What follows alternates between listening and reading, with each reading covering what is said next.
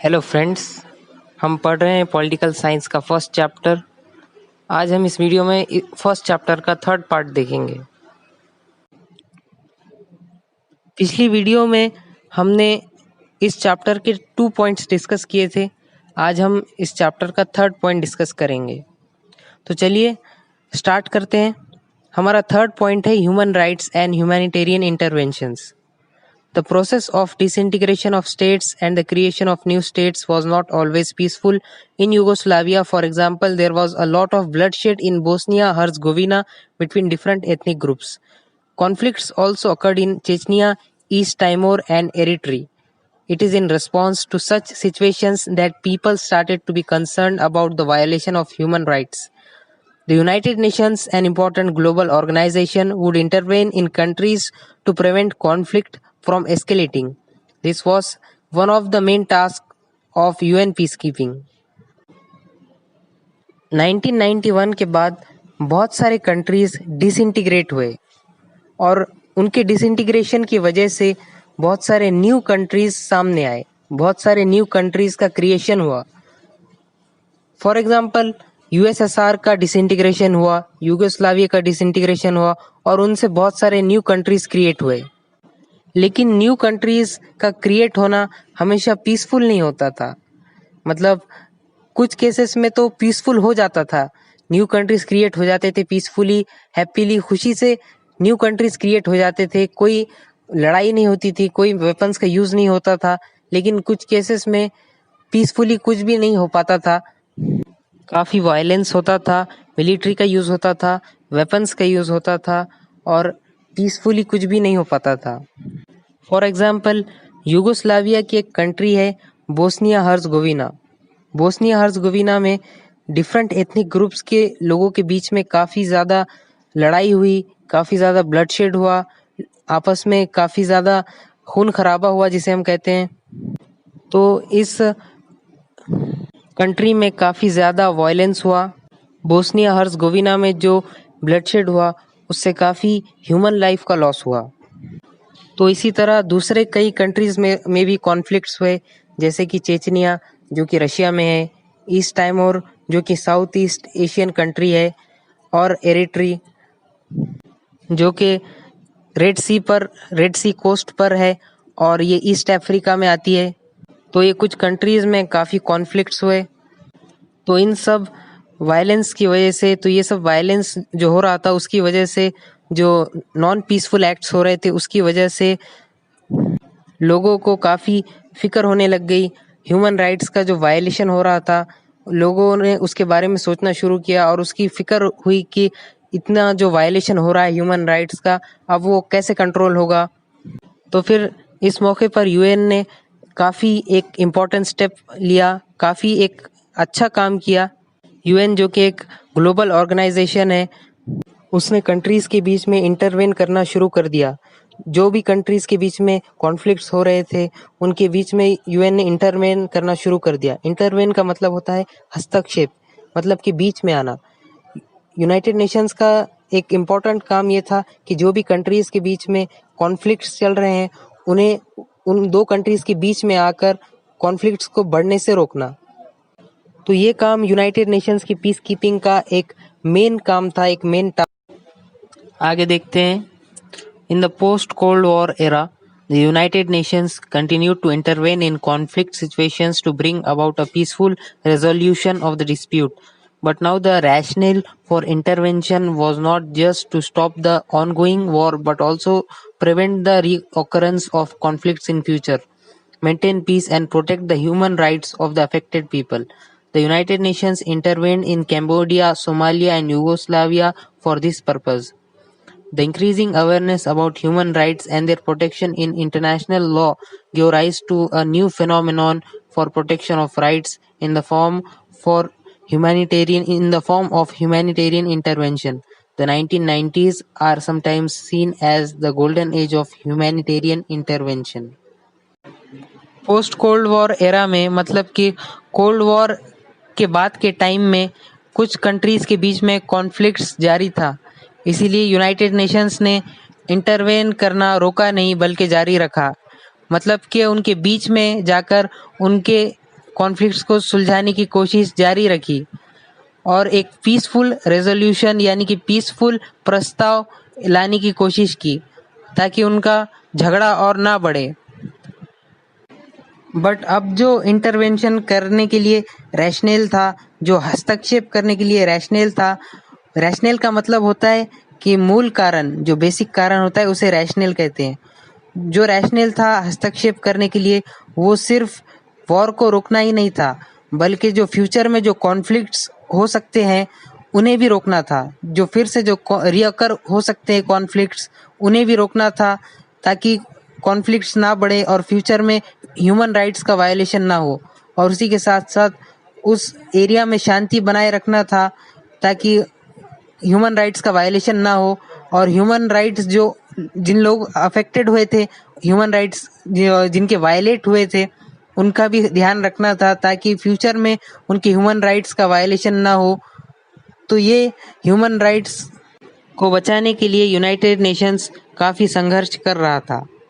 कुछ कंट्रीज जैसे कि कैम्बोडिया, सोमालिया और यूगोस्लाविया, इनमें यूनाइटेड नेशंस को इंटरवेन करना पड़ा, हस्तक्षेप करना पड़ा ताकि वॉर स्टॉप कर सके और फ्यूचर में इस तरह के कोई कॉन्फ्लिक्ट्स अराइज ना हो, इसलिए यूनाइटेड नेशंस को इन कंट्रीज में इंटरवेन करना पड़ा।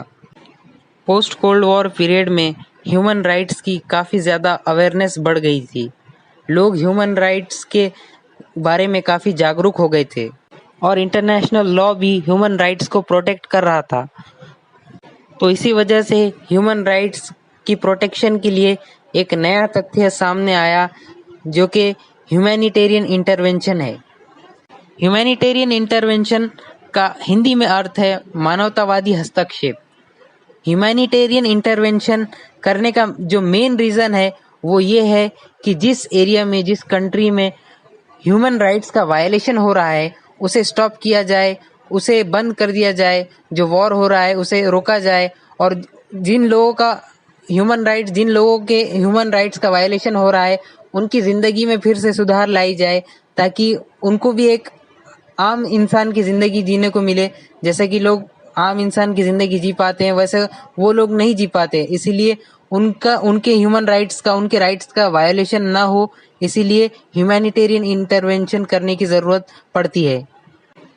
1990s को ह्यूमैनिटेरियन इंटरवेंशन के गोल्डन एज के रूप में देखा जाता है क्योंकि 1990s में ह्यूमैनिटेरियन इंटरवेंशन का काम बहुत ज़्यादा हो रहा था और ह्यूमन राइट्स को वायलेट होने से बचाया जा रहा था। यहाँ पर हमें कुछ बॉक्सेस देख रखे हैं, हम वो देखते हैं। United Nations peace keeping. The United Nations does not have its own army, but in order to maintain international peace and security, member states of the United Nations have created a peacekeeping force out of their own military resources. This force is known as UN peacekeepers. Peacekeepers are sent to conflict-prone or war zones based upon UN Security Council recommendations, often when ceasefires are established. तो यहाँ पर हमें United Nations peace keeping force के बारे में देख रखा है।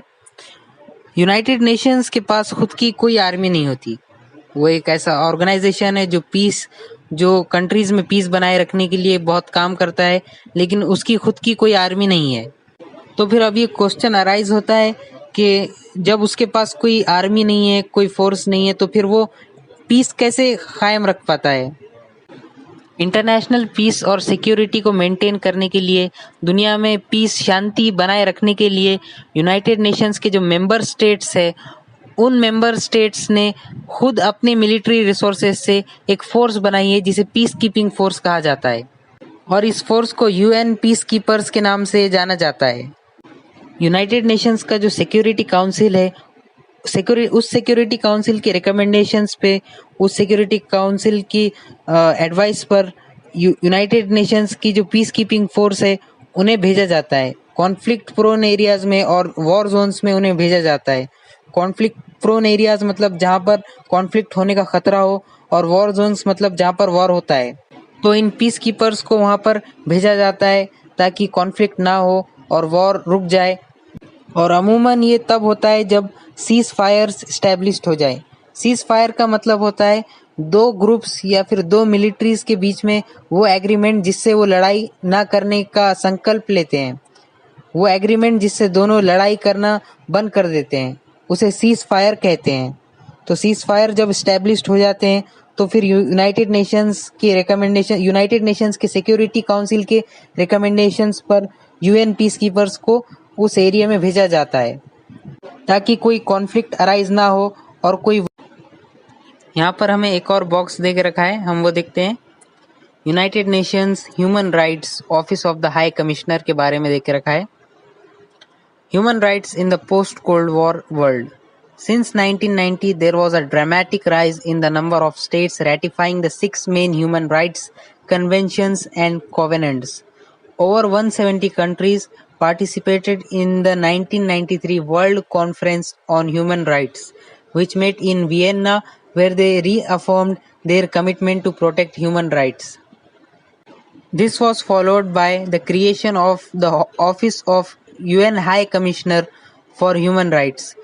Its main task was to coordinate the human rights initiatives and establish universal respect for human rights. तो पोस्ट कोल्ड वॉर वर्ल्ड जो था उसमें ह्यूमन राइट्स की काफ़ी ज़्यादा जागरूकता बढ़ गई थी। 1990 से ही बहुत सारे देश इस बारे में जागरूक हो गए थे।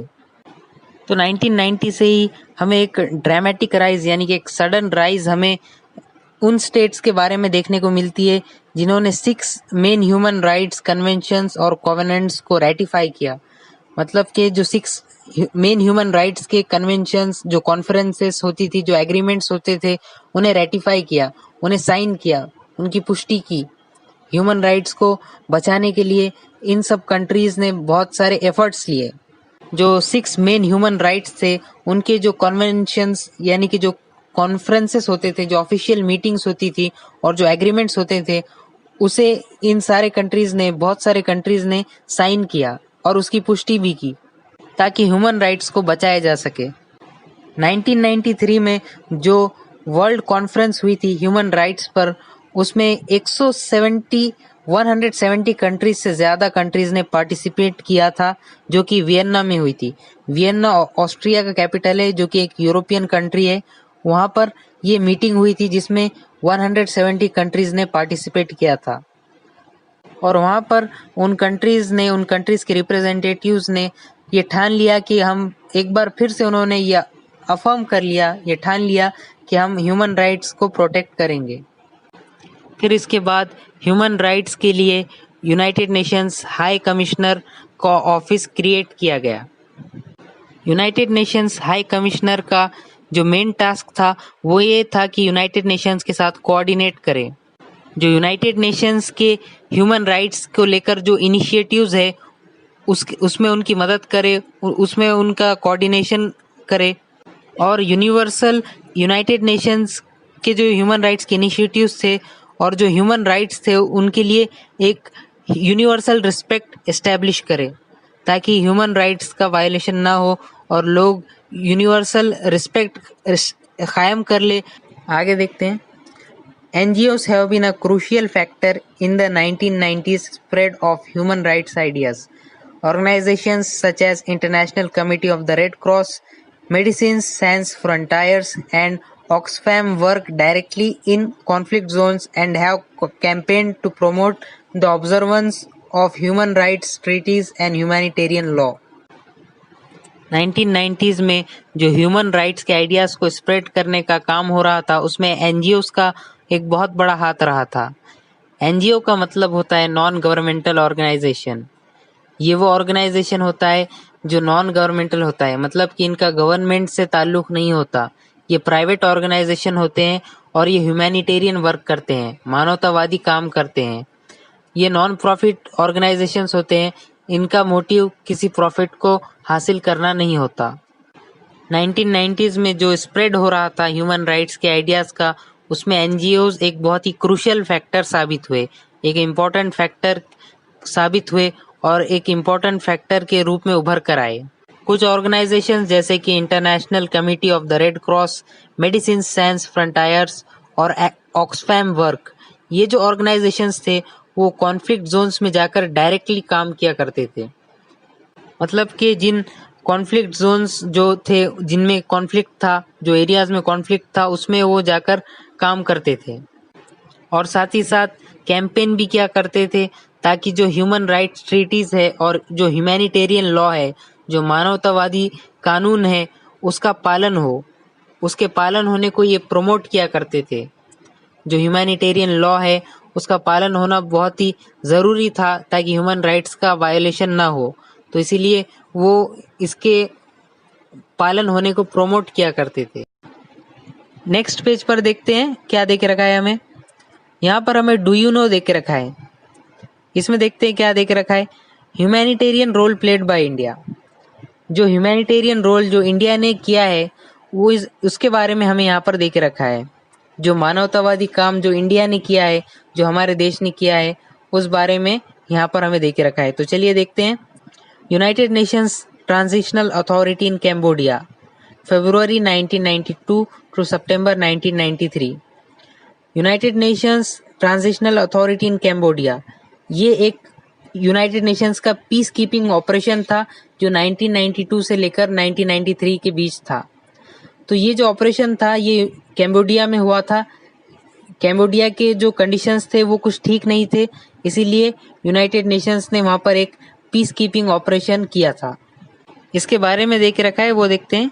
India sent military and police forces in Cambodia to maintain peace and restore human rights, maintenance of law and order, conduct of free and fair elections, civil administration were other task undertaken. India played an important role in repatriation and resettlement of the Cambodian refugees during the transitional period. Cambodia के conditions ठीक नहीं थे, इसीलिए India ने military forces और police forces को Cambodia भेजा ताकि कैम्बोडिया में फिर से पीस कायम हो सके, वहाँ पे शांति बन सके और ह्यूमन राइट्स वो फिर से वहाँ पे रिस्टोर हो सके। सिर्फ इतना ही नहीं, और भी बहुत सारे जो टास्क थे वो इंडिया ने अंडरटेक किए, जैसे कि maintenance of law and order. Law and order का होना बहुत ज़रूरी है, वरना क्राइम रेट बहुत हाई हो जाता है, तो इसमें भी इंडिया ने कैम्बोडिया की काफ़ी मदद की। Conduct of free and fair elections, यानी election, free and fair elections का होना बहुत ज़रूरी है। कोई हर देश अपने रिप्रेजेंटेटिव को इससे चुनता है, हर देश का एक रिप्रेजेंटेटिव होता है जिससे जो इलेक्शंस के माध्यम से जिसे चुना जाता है। इलेक्शंस का फ्री और फेयर होना बहुत ज़रूरी है, तो इंडिया ने इस बारे में भी कैम्बोडिया की काफ़ी मदद की। सिविल एडमिनिस्ट्रेशन का भी होना बहुत ज़रूरी है, तो इस टॉपिक पर भी इंडिया ने कैम्बोडिया की काफ़ी मदद की। और जो कैम्बोडियन रेफ्यूजीज़ का जो रिपैट्रिएशन और रीसेटलमेंट का जो मुद्दा था, उसमें भी इंडिया ने काफ़ी एक इम्पॉर्टेंट रोल प्ले किया। रिपैट्रिएशन का मतलब होता है स्वदेश वापसी, इसका हिंदी में अर्थ होता है स्वदेश वापसी। इसका जो मतलब है वो मतलब ये है कि किसी भी चीज़ को या किसी भी व्यक्ति को अपने देश वापस कर देना या फिर अपने देश में वापस लेकर आना। तो जो कैम्बोडियन रेफ्यूजीज़ थे उन्हें इंडिया अपने फोर्स के मदद से, अपने मिलिट्री और पुलिस फोर्स की हेल्प से वापस कैम्बोडिया ले आया। इसे रिपैट्रिएशन कहते हैं, स्वदेश वापसी इसे कहते हैं, और उन्हें रीसेटलमेंट में भी काफ़ी उनकी मदद की। आगे देखते हैं। UN operations in Somalia, March 1993 to December 1994. India played an active role in United Nations campaign in Somalia. The Indian contingent of the UN peacekeepers successfully provided humanitarian relief. It dug a large number of wells, constructed schools and mosques, and ran mobile dispensaries and relief camps, which provided medical as well as veterinary care. It also carried out rehabilitation of thousands of refugees and assisted in their repatriation. मार्च 1993 से लेकर दिसंबर 1994 तक जो UN operation हुआ था Somalia में, उसमें India ने एक बहुत ही इम्पोर्टेंट और एक्टिव रोल प्ले किया। यूनाइटेड नेशंस की जो पीस कीपिंग फोर्स थी उसमें जो इंडियन कॉन्टिजेंट था, जो इंडियन ग्रुप था, उसने काफ़ी ह्यूमैनिटेरियन रिलीफ प्रोवाइड किया। फॉर एग्जांपल, इंडियन कॉन्टिजेंट ने काफ़ी सारे वेल्स खोद दिए ताकि जो वहाँ के लोकल लोग हैं उन्हें पानी लेने में आसानी हो, और इसी के साथ साथ इंडियन कॉन्टिजेंट ने काफ़ी सारे मस्जिद और स्कूल्स क्रिएट किए। स्कूल्स की वजह से वहाँ के जो लोकल स्टूडेंट्स हैं उन्हें एजुकेशन मिल सके, और मस्जिद्स में लोग प्रे कर सके, इसीलिए ये स्कूल्स और मस्जिद्स क्रिएट किए गए। और कुछ मोबाइल डिस्पेंसरीज और रिलीफ कैंप्स भी चलाए ताकि वहाँ के जो लोकल लोग हैं उन्हें मेडिसिन मिल सके, ह्यूमन मेडिसिन, और साथ ही साथ वेटेरिनरी मेडिकल केयर भी उन्हें वहाँ पर मिल रहा था। उसी के साथ साथ जो इंडियन कॉन्टिजेंट था उन्होंने रिहैबिलिटेशन भी कैरी किया। सोमालिया के जो थाउजेंड्स ऑफ रेफ्यूजीज थे, बहुत हजारों से की ज़्यादा तादाद में जो रेफ्यूजीज थे, उनका रिहैबिलिटेशन किया ताकि वो फिर से नॉर्मल लाइफ में वापस आ सके, और उनके रिपैट्रिएशन में भी काफ़ी मदद की ताकि वो सोमालिया में वापस आकर अपनी नॉर्मल लाइफ जी सके और एक आज़ाद नागरिक के रूप में अपना जीवन गुजार सके। हमारा चौथा पॉइंट है टेररिज्म। तो चलिए टेररिज्म के बारे में देखते हैं। The attack on the New York trade centre and the Pentagon in Washington DC on 11 September 2001, popularly referred to as 9/11 attack, brought in a new form of terrorism in the world. The concept of terrorism is not new. Terrorism has been defined as the use of violence or the threat to use violence with an intention to create panic in the society and pursue political, religious, or ideological goals. Generally, government institutions and officials are primary targets. The first instance of modern-day terrorism is considered to be the attack on the Israeli Olympic team at Munich in 1972 by the Palestinians.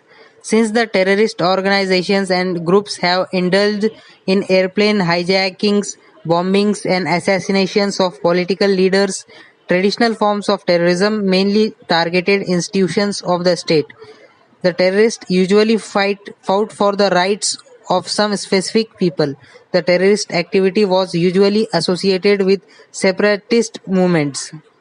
11 सितंबर 2001 को USA में New York के world trade centres पर और pentagon पर terrorist attacks हुए। इन attacks को 9/11 attacks के नाम से भी जाना जाता है। 9/11 अटैक्स के बाद टेररिज्म का एक नया रूप दुनिया के सामने आया था। टेररिज्म का कॉन्सेप्ट नया नहीं है। इन शॉर्ट, टेररिज्म को हम इस तरह से डिफाइन कर सकते हैं कि टेररिज्म यूज ऑफ वायलेंस है, हिंसा का उपयोग है, विथ एनी पर्टिकुलर इंटेंशन। किसी एक इंटेंशन को ध्यान में रखकर वायलेंस किया जाता है। इंटेंशन कोई भी हो सकता है, या तो पॉलिटिकल गोल हो सकता है, रिलीजियस गोल हो सकता है, या फिर आइडियोलॉजिकल गोल हो सकता है। टेररिज्म करने के पीछे कोई पॉलिटिकल फ़ायदा हो सकता है या फिर कोई रिलीजियस और आइडियोलॉजिकल फ़ायदा भी हो सकता है। तो ये टेररिज्म करने का एक मेन इंटेंशन होता है। और जनरली गवर्नमेंट्स, इंस्टीट्यूशंस और ऑफिशियल्स जो होते हैं वो प्राइमरी टारगेट्स होते हैं, वो मेन टारगेट्स होते हैं। टेररिज्म का यूज़, वायलेंस का यूज़ है, और गवर्नमेंट ऑफिशियल्स टेररिज्म का मेन टारगेट होते हैं। मॉडर्न डे टेररिज्म का जो पहला एग्जाम्पल हमें देखने को मिलता है वो 1972 में जर्मनी के एक शहर म्यूनिच में हुआ था। वो अटैक एक इजरायली ओलंपिक टीम पर हुआ था जो कुछ पैलेस्टीनियंस ने किया था। ये मॉडर्न डे टेररिज्म का पहला एग्जाम्पल था। तब से ही टेररिस्ट ऑर्गेनाइजेशंस और टेररिस्ट ग्रुप्स अपने आप को एयरप्लेन हाईजैकिंग्स, बॉम्बिंग्स और पॉलिटिकल लीडर्स के असैसिनेशन में लिप्त करते आ रहे हैं। For example 9/11 attacks. 9/11 अटैक्स में कुछ टेररिस्ट ने एरोप्लेन हाईजैक किए थे और उसी हाईजैक्ड एरोप्लेन से ट्विन टावर्स जो वर्ल्ड ट्रेड सेंटर्स थे उन्हें तबाह किया था। टेररिस्ट ऑर्गेनाइजेशंस काफ़ी समय से बॉम्बिंग्स भी करते आ रहे हैं। टाइम बॉम्ब्स और दूसरे अलग अलग तरह के बॉम्ब्स, उससे वो वायलेंस फैला रहे हैं। फॉर एग्जांपल मुंबई के 2008 के अटैक्स, उसमें बहुत सारी जगह पर बॉम्बिंग्स हुई थी। कुछ टेररिस्ट ने आकर मुंबई में आकर बहुत सारी जगहों पर बॉम्ब फिट किए थे और वो बॉम्ब ब्लास्ट भी हुए थे और काफ़ी ज़्यादा ह्यूमन लाइफ का लॉस हुआ था। टेररिस्ट ऑर्गेनाइजेशंस का एक मेन टारगेट पॉलिटिकल लीडर्स भी होते हैं। फॉर एग्जांपल हमारी प्राइम मिनिस्टर इंदिरा गांधी को भी कुछ टेररिस्ट ने असैसिनेट कर दिया था और हमारे प्राइम मिनिस्टर राजीव गांधी को भी कुछ टेररिस्ट ने अटैक उन्हें बॉम्ब से एक्सप्लोड कर दिया था, उन्हें असैसिनेट कर दिया था। और American president John F Kennedy को भी गोली मारकर असैसिनेट कर दिया था। तो पॉलिटिकल लीडर्स भी टेररिस्ट ऑर्गेनाइजेशंस के प्राइमरी टारगेट्स होते हैं। ट्रेडिशनल फॉर्म का जो टेररिज्म होता है वो मेनली स्टेट की इंस्टीट्यूशंस को टारगेट करता है। फॉर एग्जांपल कोई पॉलिटिकल बिल्डिंग्स या फिर स्टेट की कोई इम्पोर्टेंट बिल्डिंग्स को या फिर इंस्टीट्यूशंस को वो टारगेट करता है। टेररिस्ट यूजुअली किसी स्पेसिफिक पीपल के राइट्स के लिए लड़ते रहते हैं। उनका मकसद किसी स्पेसिफिक पीपल को उनका राइट्स दिलाना होता है। टेररिज्म का जो ट्रेडिशनल फॉर्म है उस फॉर्म में टेररिस्ट किसी स्पेसिफिक पीपल के राइट्स के लिए लड़ते हैं। जो उनकी एक्टिविटी होती है वो यूजुअली सेपरेटिस्ट मूवमेंट से लिंक होती है, उससे जुड़ी हुई होती है। सेपरेटिस्ट मूवमेंट का मतलब होता है अलगाववाद वाले मूवमेंट्स। जो लोग अलगाववाद करते हैं उन्हें अलगाववादी कहा जाता है। अलगाववादी वो लोग होते हैं जो कोई देश के किसी हिस्से को देश से अलग करना चाहते हैं, उसे अलगाववाद कहते हैं। और अलगाववाद के करने वालों को अलगाववादी कहा जाता है। तो कुछ टेररिस्ट एक्टिविटी अलगाववाद से जुड़ी होती है। वो कुछ हिस्से को देश के कुछ हिस्से को देश से अलग करना चाहते हैं और वो ऑटोनॉमी भी मांगते हैं। तो ये ट्रेडिशनल फॉर्म का टेररिज्म होता है। आगे देखते हैं। Modern day terrorism is different in several ways. The terrorist today are not fighting for a specific group in a specific geographic area. The terrorist organizations are motivated and inflamed by an abstract religious ideology. The fight is for abstract goals and the operations are global in nature. After the 9/11 attacks, similar attacks took place in Bali 2002, Madrid 2004, London 2005 and Mumbai 2008. Modern day terrorism traditional form of terrorism से बिल्कुल different है। जो आज के modern day terrorist है वो किसी specific geography area में नहीं लड़ते, उनके एरिया में कोई लिमिट नहीं होती, वो ग्लोबली टेररिज्म को प्रमोट करते हैं। टेररिस्ट ऑर्गेनाइजेशंस को एक एब्स्ट्रैक्ट रिलीजियस आइडियोलॉजी से मोटिवेट किया जाता है और उन्हें भड़काया जाता है और उनके गोल्स भी एब्स्ट्रैक्ट होते हैं, एब्स्ट्रैक्ट आइडियोलॉजी वाले होते हैं। और मॉडर्न डे टेररिज्म के जो ऑपरेशंस होते हैं वो ग्लोबल इन नेचर होते हैं, वो नेचर में ग्लोबल होते हैं। उनके ऑपरेशंस वर्ल्ड वाइड होते हैं, किसी एक स्पेसिफिक ज्योग्राफिक एरिया तक सीमित नहीं रहते। वर्ल्ड वाइड ऑपरेशंस से वो टेररिज्म को प्रमोट करते हैं। इसके बहुत सारे एग्जाम्पल हमारे पास है। 9/11 अटैक्स के बाद बहुत सारी जगह पर टेररिज्म हुआ, जो मॉडर्न डे टेररिज्म हमारे सामने आया।